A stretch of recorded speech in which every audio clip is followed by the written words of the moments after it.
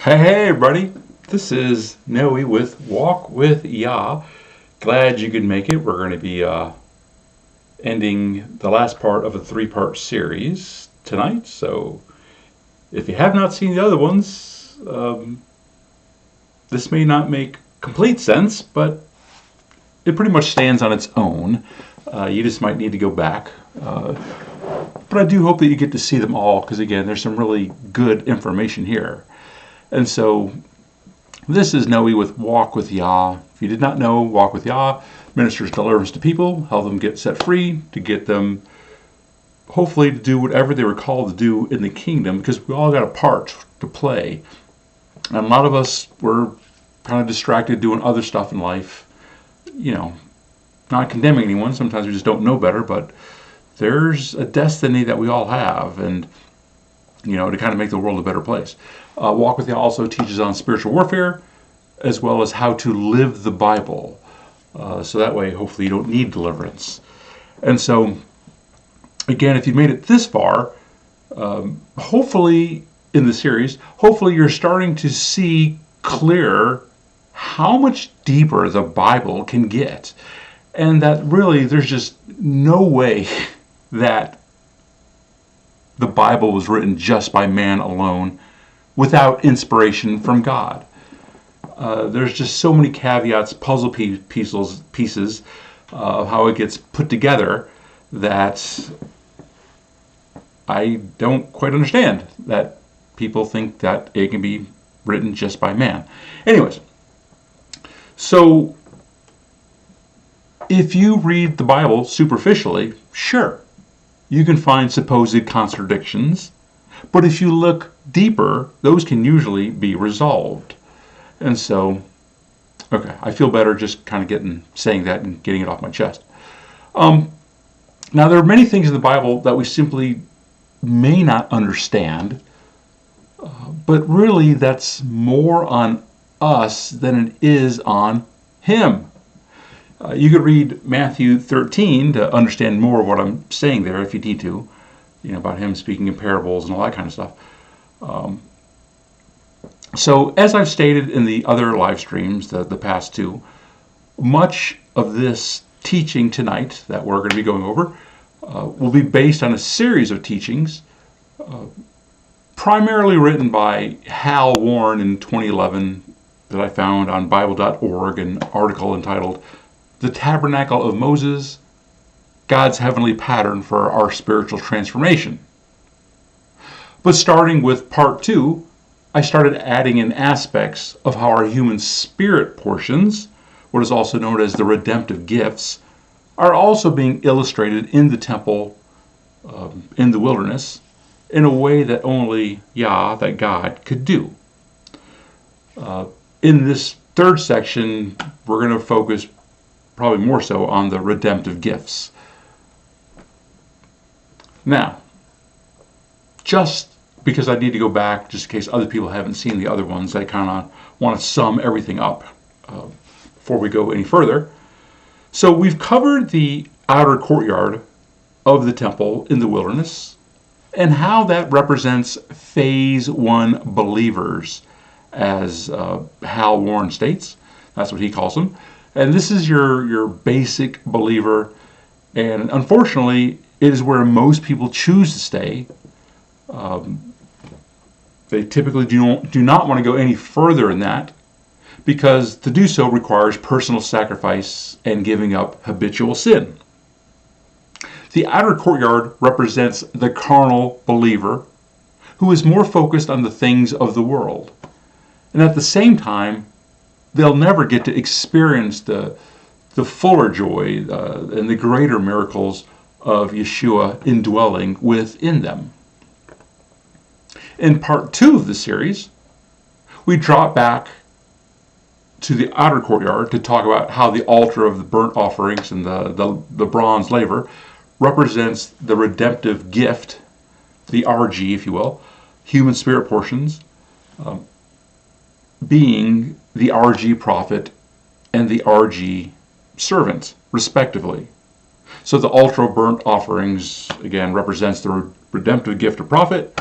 The bronze laver represented the redemptive gift of servant, the RG, redemptive gift.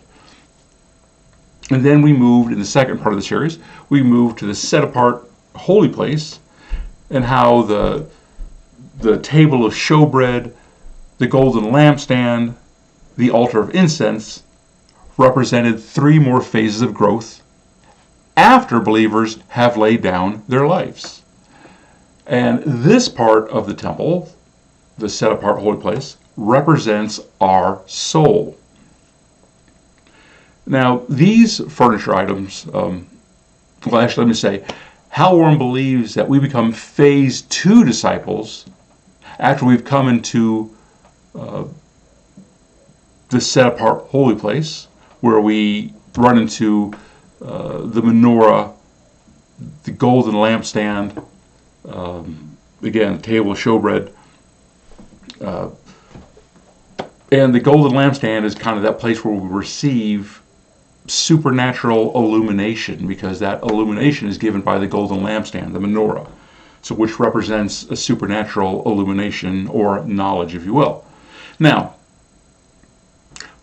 from a redemptive gift perspective, the menorah, the golden lampstand, it represents the RG, the redemptive gift, exhorter of the fourth portion of the human spirits.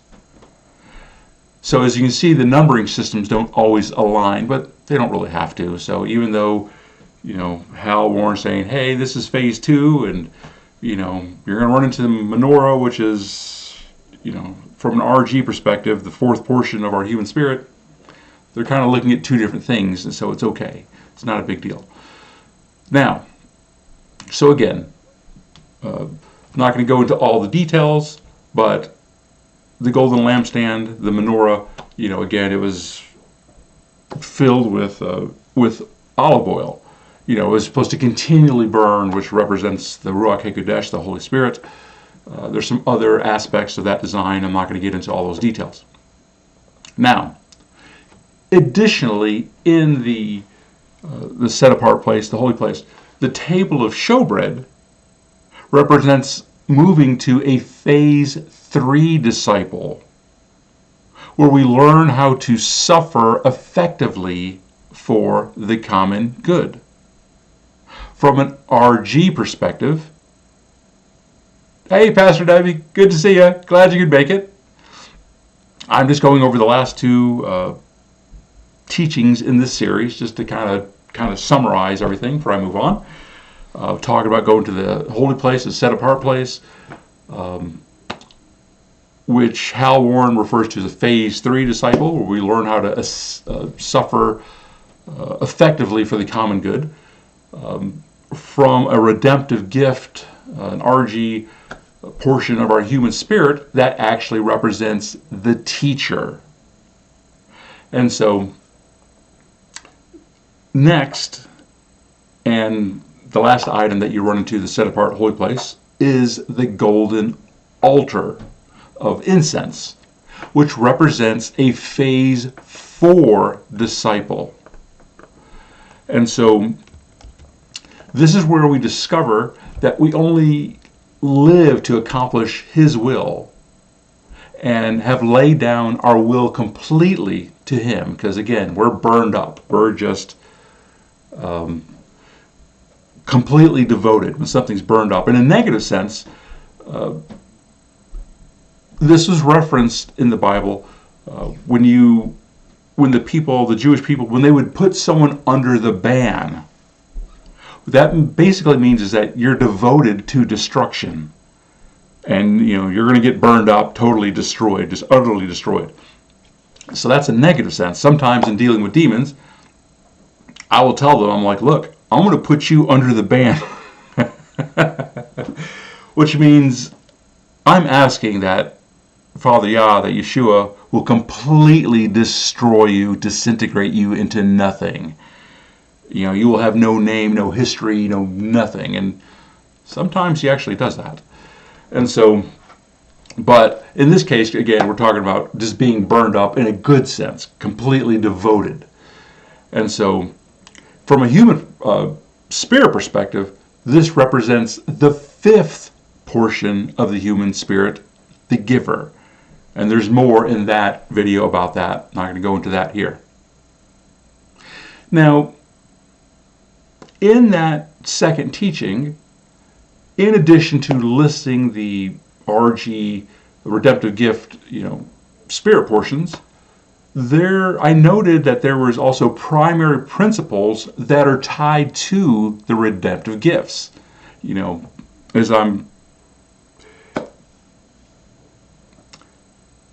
But I'm not going to do that. I'm not going to get into that so much because this is just a quick drive-by and you can watch that in part 2. I'll just mention that the principles, they're kind of a driving factor for each part of the human spirit, and we all have all 7. We just have them in different proportions. We'll usually have one of the RG, redemptive gift portions, will usually be one of our primaries. That's kind of how we see the world. That's usually what drives us. And there's a lot to that. I'm not going to get into it. So while we did most of the heavy lifting in part 2, we'll be finishing up with the pinnacle of our spiritual walk and illustrations in this teaching. Now, most of what I've learned about the human spirit, I've learned from Arthur Burke of the Sapphire Leadership Group, or the SLG. If you didn't know, I'm a huge Arthur Burke fan. So he has a lot of information there. This stuff has been out for at least 20 years. There's just a lot there. So, and people have taken this to the nth degree. I'm not saying that's wrong. I'm just saying there's a lot there.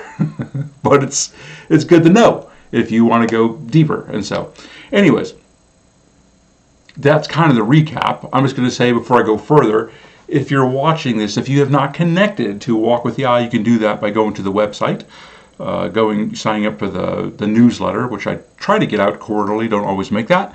But you can there's a lot of information out there. That'll also lead you to the other social media channels, such as Rumble, MeWe, Instagram, Facebook, YouTube, where you can connect, subscribe to Walk with Yah to see all different various types of teachings.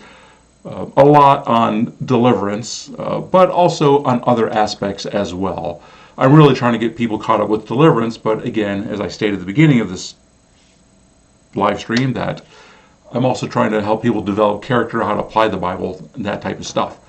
But a lot of people really need to know that deliverance is real. So I'm going to change here, and I'm going to change screens. And let's do this. Okay, so we're going to take that over here. And you can see that basically, as I have been explaining it, the outer courtyard, the brown fleshly part of us, are those Christians, those believers, those that kind of just are on the outside. They're kind of just hang there. Their illumination knowledge is mostly from a natural perspective. When you come into the holy place, you come into that a little bit more in the inner circle. Again, we talk about the menorah, the lampstand, the golden lampstand, where your illumination there starts becoming more from the Ruach HaKodesh, the Holy Spirit. And then eventually, hopefully, people will make it to the Holy of Holies, the most set apart place, which is, I believe, where our heart is at. And then I got some organs there. I'll explain a little bit more about that, why I included that in the picture. But let's go here, change that. Okay, now, so I guess I was going to ask, who can tell me what's next after the holy place? But I kind of just gave you the answer. Yes, the most set apart place, the Holy of Holies, which holds the Ark of the Covenant and the mercy seat. So let's take a proverbial walk in, although spiritually this place is only for those disciples who have attained the last phase of their discipleship, which is phase 5. Now, between, as you can see here, the holy place and the Holy of Holies, there was a veil. that separates the two. And even over here, at the entrance, there was a door, there was another veil, but I'm talking about this veil right here. And so we mentioned earlier that the set-apart place represents the soul of a man. So this is kind of the carnal believer. The outer courtyard, holy place, is kind of the soul of a person. While the most set-apart place, the Holy of Holies, represents the spirit of a man. So what do you think the veil represents? Now, if you said the heart, you'd be correct. Now, me, myself, I consider the heart to be representative, or at least closely aligned, with our free will. Now, I can't say they're exactly the same thing, but they're very interrelated. And I just wanted to read a few verses to see if you see that. Proverbs 4:23. Watch over your heart with all diligence, for out of it are the sources or the issues of life. Ezekiel 36, starting with verse 26. And I shall give you a new heart, and put a new spirit within you. And I shall take the heart of stone out of your flesh, and I shall give you a heart of flesh. And I shall put my spirit within you, and I shall cause you to walk in my laws, and guard my right rulings, and shall do them.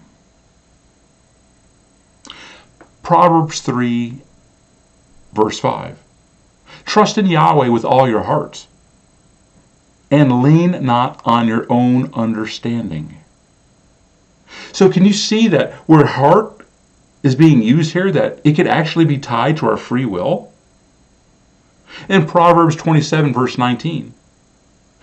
As in water face reflects face, so a man's heart reflects a man. Jeremiah 17, verse 9, starting there. The heart is crooked above all and desperately sick. Who shall know it? I, Yahweh, search the heart. I try the kidneys and give every man according to his ways, according to the fruit of his deeds. And then lastly, Matthew 6:21. For where your treasure is, that is where your heart shall be also. So our heart really drives our free will, even though sometimes, our decisions seem to be scattered. One day we might do good, and a few days later we may not. But that's, again, I see heart very connected to our free will. I actually think that our free will is one of the greatest gifts our Father has ever given to us. I mean, obviously, of course, Yeshua, yes, but,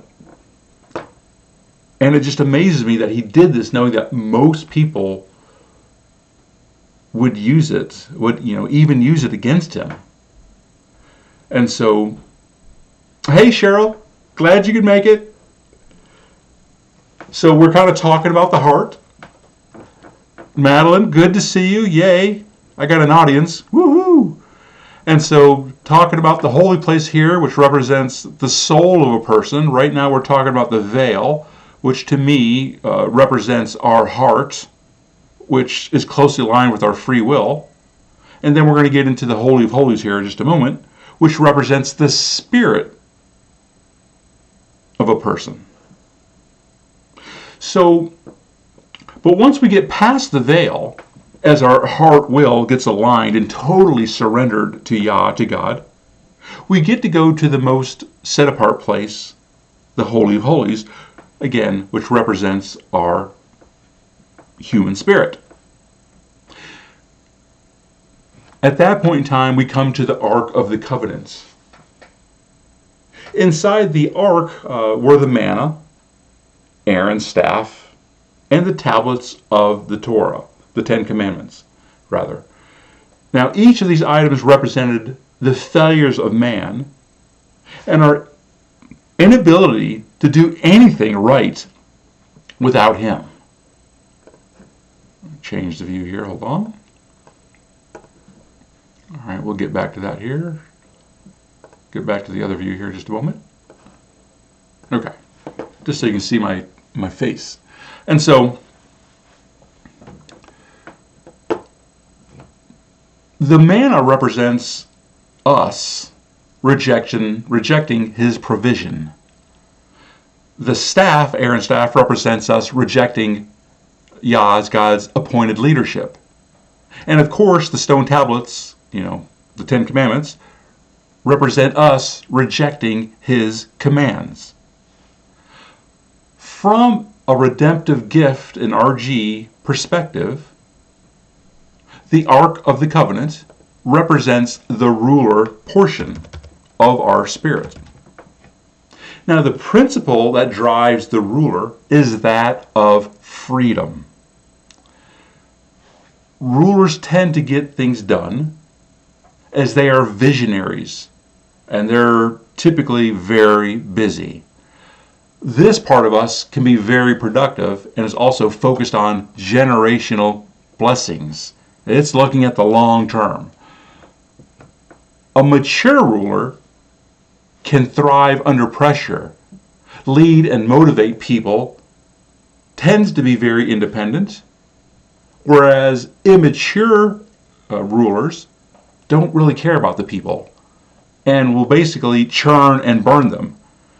And so when I worked in corporate America, I worked for a number of companies like that, that they would just churn and burn you out. You had statistics, numbers to meet, and it didn't matter what it took you to get there. And if you didn't meet the numbers, they were basically going to boot you out. And that's just kind of how the world is. Shalom, patriotic homesteader. Glad you could make it. I'm guessing that you weren't able to see this on Rumble. Connect on Rumble.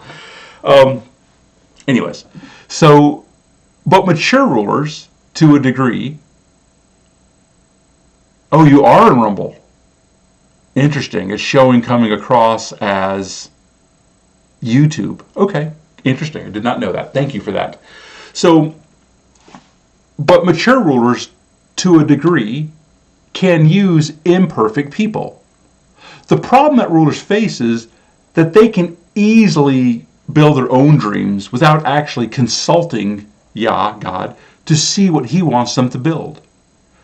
Rulers can take God's principles of the Bible and use them to fight and to continue to build a legacy that will go past their lifetime to help others.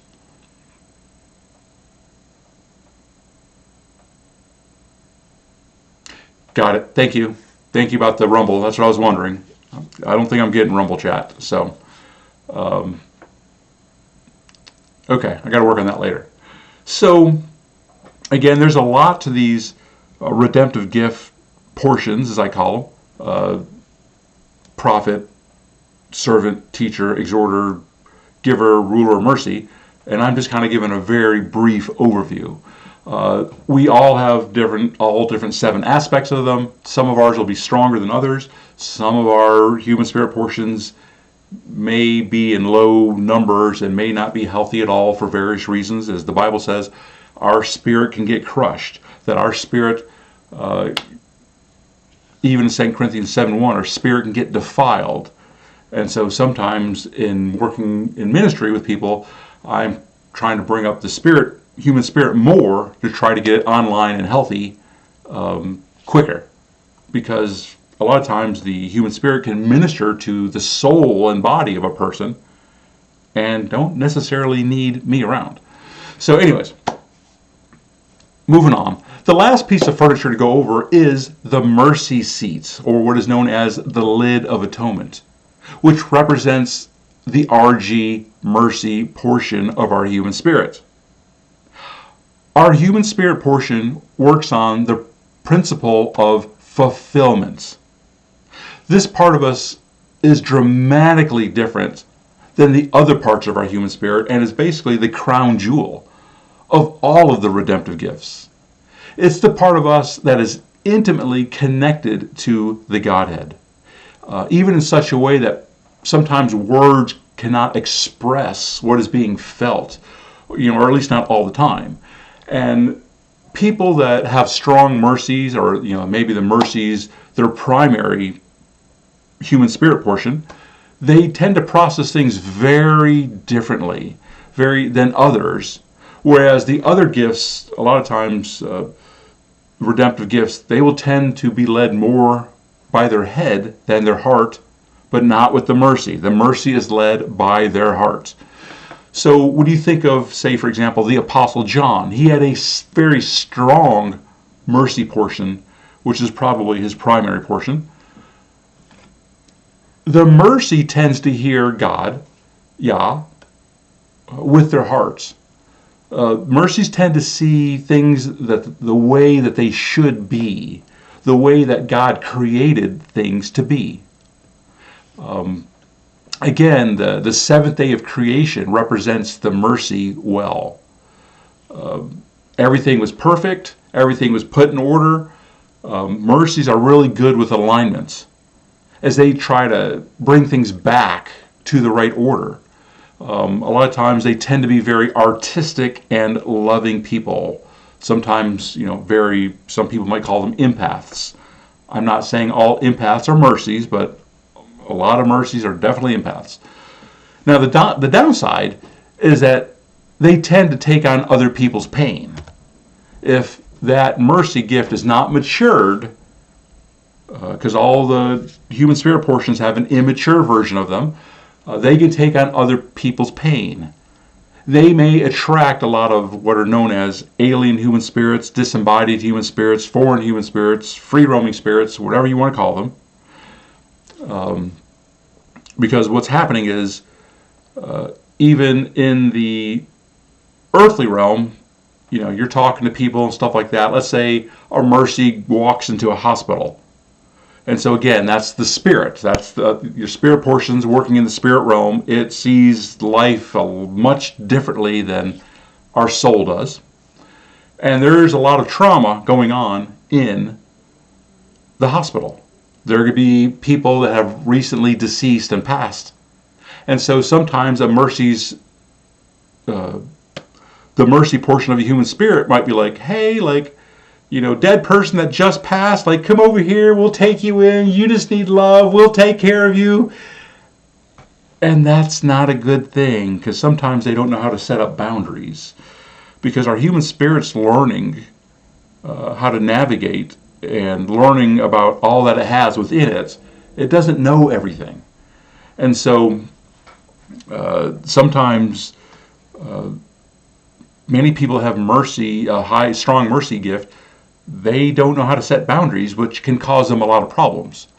So also their hearts, again, immature mercies, they can be darkened, rooted in stubbornness, just a whole bunch of other problems also as well. Again, all of the redemptive gifts have problems, growth that needs to happen. Now, ultimately, the mercy portion of our spirit is created to solve problems, which is what fulfillment is all about. Mercies, really all the other ones, us as a whole, have to discover who they really are. They have to build up their skill set to solve the problems that God has given them to solve. While it is true for all of us, it is especially true for a mercy. Now, if you want more information on the human spirit portions, also known as the redemptive gifts, I suggest that you get a study written by Charles R. Whale, W-A-L-E, Jr., called Designed for Fulfillment, a study of the redemptive gifts. And what I hear is just basically a transcription of a teaching that Arthur Burke put out. And so sometimes you may ask, well, Noe, I know you're talking about the furniture and you're talking about the 7 days of creation. I'll just say throughout the Bible, if you look a little bit deeper, the redemptive gifts are illustrated in many other places. The letters to Revelation, stuff like that. And so it's not surface level. And so Arthur Burke believes, which makes sense to me, that a lot of that we're learning, a lot of the problems that we have, can be broken down into 7 categories. As it states in Proverbs 9 verse 1, wisdom has built her house. She has hewn out its 7 columns. And so, and I know that I'm just touching on some of the human spirit aspects here, but there's really a lot there, which I'm just enthralled with. But they're, again, represented in many different ways in the Bible. Each has a principle.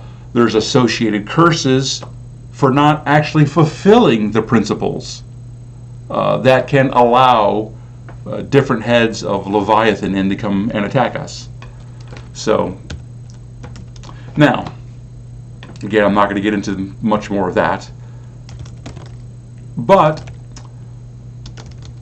the reason I think this is important is because I can debate that really we are more spirit than we are body and soul, and that this life on earth is really only a test. We really haven't even started living the real life, as I call it.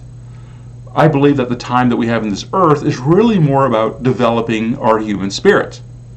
The Bible says we're supposed to be, led by our spirit, but that's a process, really a lifelong process. So I've come to partner with and communicate with my human spirit even more, as it's been, quite fascinating, and I still have much to learn. And so in ministering to other people, I find out that our human spirits are also getting attacked by demons.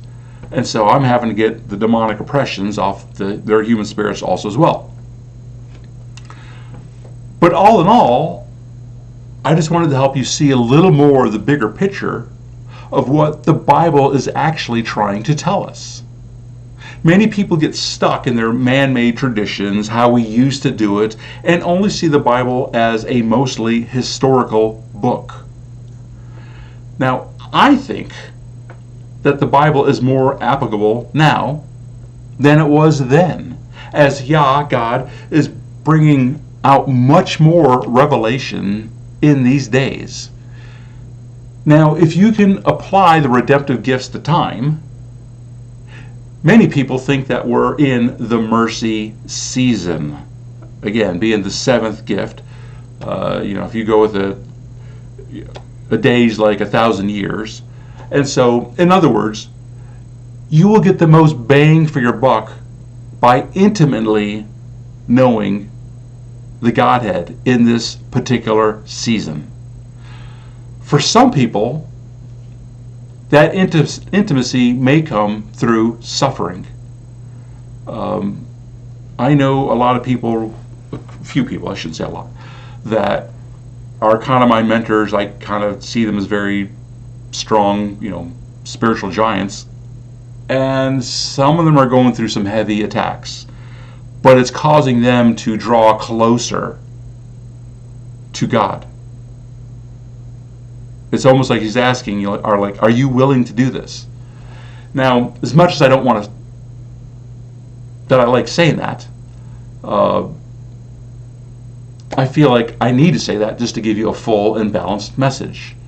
We're all called to kind of to suffer to a degree, just as Jesus suffered. He said, hey, you're going to suffer too. But if we can do it while praising him, while still looking to him, it's better to suffer for doing good than it is to suffer for doing bad. Now, if you saw in the picture, and let me change this here. No, it's not what I wanted. Okay. Why is that not working? There we go. All right. So let's go here. All right.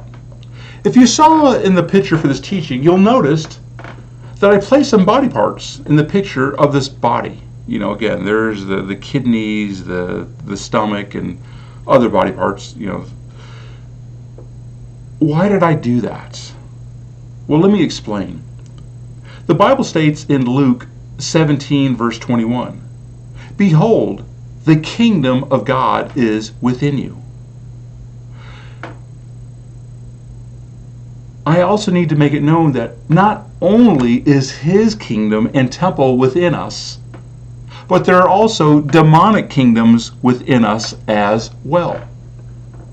Which we should expect, right? Because the enemy perverts everything God does.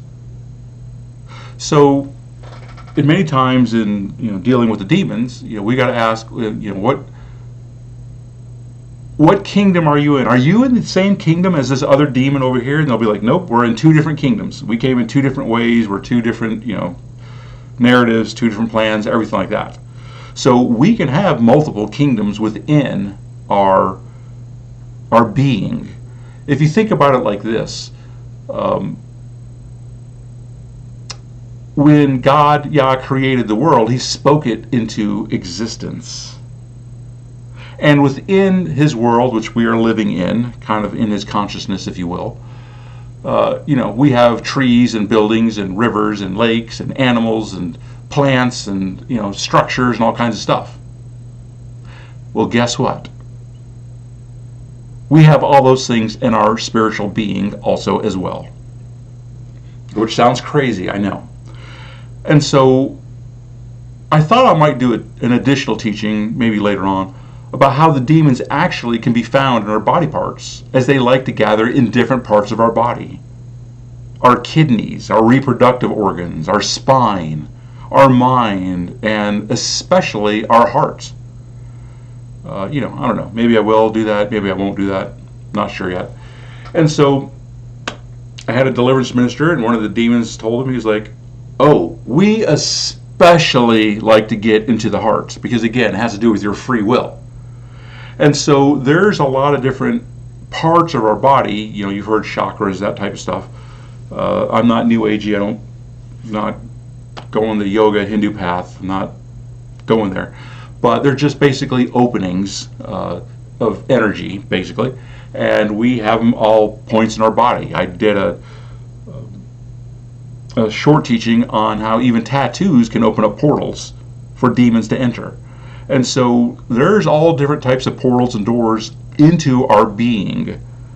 And so, again, we are more spirit than we are soul and body. So I did state earlier also that I might possibly do a series of teachings on the human spirit portions, but I've decided against that, as I would rather direct you to the resources that I've given you instead. The book, Arthur Burke's website, that type of stuff. But again, if you look at this picture, there's a lot of phases of development. There's a lot of stuff going on in here, and it does connect to our physical body on some aspects. I got a number of clients that are like, we got to routinely go into the kidneys, because his kidneys, he's feeling the attacks there. And we're finding all kinds of demons and alien human spirits, disembodied human spirits there, and stuff like that. They can be embedded in your mind, again, your spine, all different places. So that's basically this teaching. That's basically where I'm going to end it. And so, hold on. That's not what I wanted to do. Let's try that again. Here we go. So I'm going to ask, does anyone have any questions? There was a lot here I was trying to cover. I was trying to simplify it. I know sometimes it may have come out clunky. I'm just trying to show you the depth of his word, how sometimes we look at it, we read Exodus, and we're just like, okay, they built stuff, but there's a lot of meaning. Even when we read the Psalms and stuff like that, I believe that King David, reading the Psalms, that he was able to navigate both the spirit world and the earthly realm, because a lot of the stuff that he said in Psalms and other places, he's talking about a lot of spirit world warfare aspects. And I'm like, for him to know that, like, he just didn't luck out and just be like, oh, well, isn't that a coincidence? He's just saying all this stuff. No, they were very aware of how the supernatural worked back then. Just, after the Enlightenment period, as they call it, whatever time that was, 1500s, 1600s, whenever that was, we actually lost spiritual knowledge when we started getting to the age of reason. We actually became more unlightened, if you will. Funny how that works. Did that help anyone? Does that help you understand where you're at? Does that help you? Might that cause you to want to look deeper into things?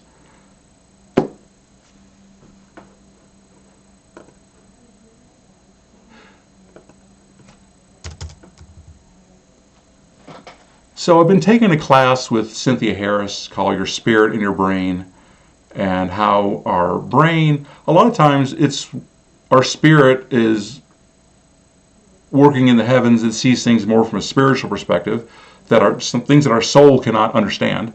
And the human spirit, it's not only working in the earth,